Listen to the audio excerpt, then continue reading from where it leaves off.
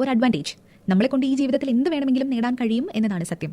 സന്തോഷം ഓരോ മനുഷ്യർക്കും വ്യത്യസ്തമാണെങ്കിലും നമ്മുടെ സന്തോഷം തീരുമാനിക്കുന്നത് നമ്മൾ തന്നെയാണ്. നമുക്ക് വേണം എന്ന് തോന്നുന്ന ഏത് കാര്യവും നമ്മൾ ആഗ്രഹിക്കുന്ന സമയത്ത് തന്നെ നേടാൻ കഴിയും എന്നതാണ് പണം നമുക്ക് തരുന്ന ഗുണം. 1910 ആംഗസ് ക്യാമ്പൽ എന്നൊരു സൈക്കോളജിസ്റ്റ് ഒരു റിസർച്ച് നടത്തിയിരുന്നു. ഡിപ്രഷൻ, ആങ്സൈറ്റി, സ്കിസോഫ്രീനിയ ഒക്കെ ഉള്ള ആളുകളെ പറ്റി പഠിക്കുകയും the sense of well being in America എന്നൊരു ബുക്ക് അദ്ദേഹം എഴുതുകയും ചെയ്തു. ഓരോ ആളുകളും ജനിച്ചു വളർന്ന സ്ഥലം, സാഹചര്യം, പണം, അന്തസ്, വിദ്യാഭ്യാസം എന്നതൊന്നുമായിരുന്നില്ല അവരുടെ സന്തോഷത്തിന് നിർണ്ണയിച്ചിരുന്നത്. മറിച്ച് ജീവിതം അവരുടെ വരുതിയിലാക്കുക എന്നതിൽ മാത്രമായിരുന്നു അവർ സന്തോഷം കണ്ടെത്തിയിരുന്നത്. പണം കൊണ്ട് മാത്രം നമുക്കെല്ലാം നേടാൻ കഴിയില്ല. പക്ഷേ നമ്മുടെ ജീവിതത്തെ നിർണ്ണയിക്കാനുള്ള സാഹചര്യം ഉണ്ടാക്കുന്നത് പണമാണ്. സമയത്തിനനുസരിച്ച് ജീവിതം ചിട്ടപ്പെടുത്താൻ വേണ്ടുന്ന ശ്രമം ഒട്ടും ചെറുതല്ല. ഒരാൾ അയാളുടെ വീട്ടിലേക്ക് ആവശ്യമായ ഭക്ഷണം തയ്യാറാക്കിയും വീട്ടുജോലികൾ ചെയ്തതിനും ശേഷമാണ് ജോലിക്ക് പോകുന്നത് എന്ന് കരുതുക. ആ വ്യക്തി വീട്ടുജോലികൾക്ക് വേണ്ടി മാറ്റിവെക്കുന്ന സമയവും ആരോഗ്യവും അയാളുടെ തൊഴിലിനെ ബാധിച്ചേക്കാം. പകരം അയാൾക്ക് മറ്റൊരാളെ വീട്ടുജോലികൾക്കായി ഒരാളെ നിയമിക്കാൻ കഴിയുകയാണെങ്കിൽ അയാൾക്ക് ലാഭിക്കാൻ കഴിയുന്ന സമയം കുട്ടികൾക്കൊപ്പം ചിലവിടാനോ വിശ്രമിക്കാനോ അധികമായി സമ്പാദിക്കാനോ ഒക്കെ വിനിയോഗിക്കാം. പണം കൊണ്ട് മാത്രം എല്ലാം നേടാൻ കഴിയുമെന്നല്ല, മറിച്ച് പണം ചേർത്ത് വെക്കാൻ കഴിഞ്ഞാൽ ആരോഗ്യ പ്രശ്നങ്ങൾ വന്നാൽ വിശ്രമിക്കാനോ ഭക്ഷണം ഉണ്ടാക്കാൻ കഴിഞ്ഞില്ലെങ്കിൽ പുറത്തുനിന്ന് കഴിക്കാനോ ഒക്കെ കഴിയും. നമ്മുടെ സാഹചര്യങ്ങളെല്ലാം ഒത്തുവരികയും വേണം. നിറയെ പണം ഉണ്ടായിട്ടും അത് വിനിയോഗിക്കാൻ കഴിയുന്ന ചുറ്റുപാടോ സാഹചര്യമോ ഉണ്ടായില്ലെങ്കിൽ പണം കൊണ്ടൊരു ഉപയോഗവും ഇല്ലല്ലോ. നമ്മൾ ജീവിതത്തിൽ ഒരു വാഹനത്തിന്റെ ഡ്രൈവിംഗ് സീറ്റിൽ ഇരിക്കും പോലെയാണ്. നമ്മൾ ജീവിതം ഓടിച്ചുകൊണ്ടിരിക്കുകയാണ്. ആ കാർ നമ്മുടെ കൺട്രോളിൽ അല്ലെങ്കിൽ അതുകൊണ്ട് ഒരു പ്രയോജനവുമില്ല. നമുക്ക് ആഗ്രഹിക്കുന്ന കാര്യങ്ങൾ നമ്മുടെ ജീവിതത്തിൽ നടന്നാൽ പോലും ചില കാര്യങ്ങൾ ജീവിതത്തിൽ ഇല്ലെങ്കിൽ നമ്മുടെ സന്തോഷം പൂർത്തിയാവില്ലല്ലോ. അത്തരം സാഹചര്യങ്ങളിലാണ് പണത്തിന്റെ പ്രാധാന്യം നമ്മൾ അറിയുന്നത്. ജോൺ ഡി റോക്ക്ഫെല്ലർ എന്നൊരു ബിസിനസ്സുകാരനുണ്ടായിരുന്നു. അദ്ദേഹം കൂടെ ജോലി ചെയ്യുന്ന എല്ലാവരെയും സംസാരിക്കാൻ അനുവദിച്ച് അതെല്ലാം ശ്രദ്ധിച്ചു കേട്ട ശേഷം ഏറ്റവും ഒടുവിൽ മാത്രമാണ് നിർണായകമായ തീരുമാനങ്ങൾ എടുത്തിരുന്നത്. കാണുന്ന ഒരാൾക്ക് അദ്ദേഹം ഇത് വെറുതെ ചെയ്യുകയാണ് എന്ന് തോന്നലുണ്ടായിരുന്നു.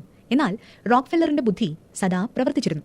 ഏതൊരു കാര്യവും തീരുമാനിക്കും മുമ്പ് നന്നായി ആലോചിച്ച ശേഷം മാത്രമേ അദ്ദേഹം പ്രാവർത്തികമാക്കുകയുള്ളൂ. അതേപോലെ ഇന്നത്തെ അധിക ജോലികളും റോക്ക്ഫെല്ലർ ചെയ്തിരുന്ന പോലെ സദാസമയവും ബുദ്ധി പ്രവർത്തിപ്പിക്കേണ്ടതാണ്. നമ്മുടെ ഓഫീസ് ജോലി കഴിഞ്ഞ ശേഷവും നമ്മളുടെ ജോലി നമ്മളുടെ മനസ്സിനെ, ബുദ്ധിയെ ഒക്കെ അലട്ടുന്നുണ്ട്. ഇതിന് എന്തെങ്കിലും ഒരു വഴിയുണ്ടോ? 30 Lessons for Living എന്നൊരു ബുക്ക് കാൾ പിൽമർ എഴുതിയിട്ടുണ്ട്. ആ ബുക്കിൽ പണം സമ്പാദിച്ചുണ്ടാക്കേണ്ട നേട്ടത്തെക്കുറിച്ച് പ്രതിപാദിച്ചിട്ടേയില്ല. അനുഭവസമ്പന്നരായ മനുഷ്യരും ലോകം കണ്ട അറിവുള്ള ആളുകളും ഒരിക്കലും ഇത്തരം കാര്യങ്ങൾ സംസാരിക്കാറില്ല. എല്ലാ മനുഷ്യർക്കും ആവശ്യമുള്ള ഒരു കാര്യം നല്ലൊരു സുഹൃത്താണ്. നമ്മുടെ ചുറ്റുമുള്ളവർക്കും കുട്ടികൾക്കും നമ്മുടെ പണത്തേക്കാൾ വേണ്ടത് നമ്മുടെ സാന്നിധ്യമാണ്, നമ്മുടെ സമയമാണ് എന്നാണ് പിൽമർ പറയുന്നത്. ഇതിനെല്ലാം വേണ്ടത് സമയമാണ്. സമയം ഉണ്ടാവാൻ വേണ്ടത് സ്വാതന്ത്ര്യവും. ആ സമയവും സ്വാതന്ത്ര്യവും നമുക്കെപ്പോഴും നേടിത്തരുന്നത് പണമാണ്. സമ്പാദ്യം ലാഭമാണോ നഷ്ടമാണോ തരിക എന്നത് അടുത്ത എപ്പിസോഡിൽ കാണാം. നമ്മൾ നമുക്കായി പ്രധാനപ്പെട്ടതെന്ന് കരുതി സ്വന്തമാക്കി വെച്ചിരിക്കുന്ന പലതും മറ്റൊരാൾക്ക് അത്ര പ്രധാനപ്പെട്ടതാവില്ല. നമ്മൾ പല വിധത്തിലുള്ള സാധനങ്ങൾ സ്വന്തമാക്കാറുണ്ട്. വാച്ച്, കാറ്, ബൈക്ക്, ഹെഡ്ഫോൺ, വീട് എന്നിങ്ങനെ പലവിധ സാധനങ്ങൾ വാങ്ങാറുണ്ട്. എന്നാൽ അതിലൊന്നും നമ്മൾ തൃപ്തിപ്പെടാറില്ല. വീണ്ടും വീണ്ടും നമ്മൾ ആഗ്രഹിച്ചുകൊണ്ടേയിരിക്കും. ഒരു വില കൂടിയ ബൈക്ക് നമ്മൾ സ്വന്തമാക്കണം എന്ന് ആഗ്രഹിക്കുന്നത് അതിന്റെ സൗകര്യങ്ങൾ കൊണ്ട് മാത്രമാവില്ല. ആ ബൈക്കിൽ നമ്മൾ യാത്ര ചെയ്യുമ്പോൾ ചുറ്റുമുള്ളവർ നമ്മളെ ശ്രദ്ധിക്കും എന്നതുകൊണ്ട് കൂടെയാണ്. എല്ലാവരും അങ്ങനെ അല്ലെങ്കിലും പലരും അങ്ങനെയാണ്. നമുക്ക് ശരിക്കും അത്യാവശ്യമായി വേണ്ടത് സുരക്ഷിതമായ വീടും കാറും വാച്ചും മാത്രമാണെന്ന് കരുതുന്നുണ്ടോ? അല്ല, ഇതെല്ലാം സ്വന്തമാക്കുന്നത് മറ്റുള്ളവരെ ബോധിപ്പിക്കാൻ കൂടെയാണ്. നിങ്ങളൊരു വലിയ കാര്യം നേടുകയോ നല്ലൊരു കാര്യം ചെയ്യുകയോ ചെയ്തതിന്റെ പേരിൽ നിങ്ങൾ നടന്നു പോകുന്ന വഴിക്ക് കുറച്ച് ആളുകൾ വന്ന് അഭിനന്ദിക്കുന്നു എന്ന് കരുതുക. ആ സമയം നിങ്ങളുടെ വലിയ വീടിനെ കുറിച്ചോ നിങ്ങളുടെ കാറിനെ കുറിച്ചോ നിങ്ങൾ ചിന്തിക്കുകയില്ല. കാരണം ആളുകൾ നിങ്ങളുടെ മികവിനെ മാത്രമാണ് നോക്കിക്കാണുന്നത്. ഒരു മനുഷ്യൻ ആവശ്യം സാധനങ്ങളല്ല, മറിച്ച് മറ്റുള്ളവരിൽ നിന്ന് ലഭിക്കുന്ന ബഹുമാനവും സ്നേഹവും കരുണയുമൊക്കെയാണ്. നമുക്ക് അത്യാവശ്യം എന്ന് കരുതുന്ന പല വസ്തുക്കളും നമ്മുടെ ജീവിതത്തിൽ അത്ര പ്രധാനപ്പെട്ടതൊന്നുമല്ല. നമുക്ക് സാധനങ്ങളൊന്നും ആവശ്യമില്ല എന്നല്ല പറയുന്നത്, മറിച്ച് ഒരാൾക്ക് ആത്യന്തികമായി എന്താണോ വേണ്ടത് അതിനായി പരിശ്രമിക്കണമെന്നാണ് പറയുന്നത്. ഒരാൾക്ക് ആദരവാണ് വേണ്ടതെങ്കിൽ ഒരു ഫെരാരി കാർ സ്വന്തമാക്കുകയല്ല, മറിച്ച് സ്നേഹവും കരുണയും നേതൃത്വ ഗുണവും ഒക്കെയാണ് വേണ്ടത്. സാധനങ്ങൾ കൊണ്ടുണ്ടാകുന്ന വൈരുദ്ധ്യങ്ങൾ അടുത്ത എപ്പിസോഡിൽ കേൾക്കാം. നമ്മുടെ കയ്യിലുള്ള പണത്തിന്റെ പവർ മറ്റുള്ളവർക്ക് മുമ്പിൽ കാണിക്കാനായി ചിലവിടുക എന്നതാണ് ദരിദ്രനാവാനുള്ള ഏറ്റവും നല്ല വഴി. പണം ഈ ലോകത്തിന് പല വിധത്തിലുള്ള വൈരുദ്ധ്യങ്ങൾ കാണിച്ചു കൊടുക്കാറുണ്ട്. അതിൽ പ്രധാനമാണ് യഥാർത്ഥത്തിൽ നമ്മുടെ കണ്ണിൽ കാണാത്തതാണ് ഒരാളുടെ ഏറ്റവും മികച്ച സ്വത്ത് എന്നത്. നമ്മുടെ എഴുത്തുകാരൻ മോർഗൻ ഹൗസലിന് കാർ മേൽനോട്ടക്കാരനായിരിക്കുന്നത് വലിയ ഇഷ്ടമായിരുന്നു. അതിന് കാരണം അങ്ങനെ ഒരാൾക്ക് പല വിധത്തിലുള്ള വില കൂടിയ കാറുകൾ ഓടിക്കാൻ കഴിയും എന്നതാണ്. ആ കാലത്ത് അദ്ദേഹം കണ്ടുമുട്ടിയ ആളാണ് റോജർ. റോജറിന്റെ കയ്യിൽ ഒരു പുതിയ പോർഷെ കാർ ഉണ്ടായിരുന്നു. ആ കാർ കണ്ട എല്ലാവരും അദ്ദേഹം വലിയ പണക്കാരനാണെന്ന് കരുതി. ഒരു മാസം കഴിഞ്ഞപ്പോൾ റോജർ അയാളുടെ പഴയ കാർ തന്നെ ഓടിക്കാൻ തുടങ്ങി. അതിന് കാരണം മോർഗൻ അന്വേഷിച്ചപ്പോൾ കാർ ലോൺ അടയ്ക്കാൻ പറ്റാത്തതുകൊണ്ടാണെന്നായിരുന്നു റോജറിന്റെ മറുപടി. എന്നാൽ ഈ ഒരു കാരണം ആലോചിച്ച് റോജറിന് ഒരിക്കലും അപമാനം തോന്നിയിരുന്നില്ല. ഒരാൾ 1 ലക്ഷം രൂപയ്ക്ക് ഒരു സാധനം വാങ്ങിച്ചാൽ അയാൾ 1 ലക്ഷം രൂപ കയ്യിലുള്ള ആളാണെന്നല്ല അർത്ഥം, മറിച്ച് അയാളുടെ ബാങ്ക് അക്കൗണ്ടിൽ നിന്നും 1 ലക്ഷം രൂപ കുറഞ്ഞു എന്നാണ്. അയാളുടെ മുമ്പുണ്ടായിരുന്ന സ്വത്തിനേക്കാൾ കുറഞ്ഞ അളവ് സ്വത്ത് മാത്രമേ അയാളുടെ കയ്യിൽ ഇപ്പോൾ ഉള്ളൂ എന്നാണ്. ഒരാളുടെ സ്വത്ത് നമ്മുടെ കണ്ണിൽ കാണാത്തതാണ്.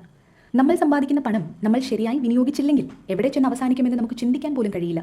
അതിനുള്ള ഉത്തമ ഉദാഹരണമാണ് ലോകപ്രശസ്ത അഭിനേതാവായ ജോണി ഡെപ്പ്. ഇതേപോലെ പല ഉദാഹരണങ്ങളുമുണ്ട്. നമ്മളുടെ സമൂഹത്തിൽ പണമുള്ളവരും സുഖമായി ജീവിക്കുന്ന ഒരാളും തമ്മിൽ വലിയ വ്യത്യാസമുണ്ട്. ഒരാൾ പണം കൊടുത്ത് ഏറ്റവും മികച്ചൊരു സ്പോർട്സ് കാർ വാങ്ങുന്നതിൽ ഒരു തെറ്റുമില്ല. പക്ഷേ അയാൾ തന്റെ വരുമാനത്തെക്കാൾ വലിയൊരു തുക ബാധ്യത തീർക്കാനായി അടയ്ക്കേണ്ടി വരുന്നുണ്ടെങ്കിൽ അത് വലിയ മണ്ടത്തരമാണ്. അവർ പണക്കാരല്ല. നമ്മളിൽ പലരും തടി കുറയ്ക്കാനായി ഡയറ്റിങ്ങും എക്സസൈസും ചെയ്യാറുണ്ട്. നമ്മൾ 1 മണിക്കൂർ എക്സസൈസ് ചെയ്യുമ്പോൾ നമ്മുടെ കാലറി ബേൺ ആയി തടി കുറയുന്നു. എന്നാൽ എക്സസൈസ് ചെയ്ത ശേഷം തന്നെ ഇഷ്ടമുള്ളതൊക്കെ എല്ലാ ദിവസവും കഴിച്ചാൽ തടി കുറയുമോ? ഇതേപോലെ തന്നെയാണ് പണക്കാരനായിരിക്കുന്നത്.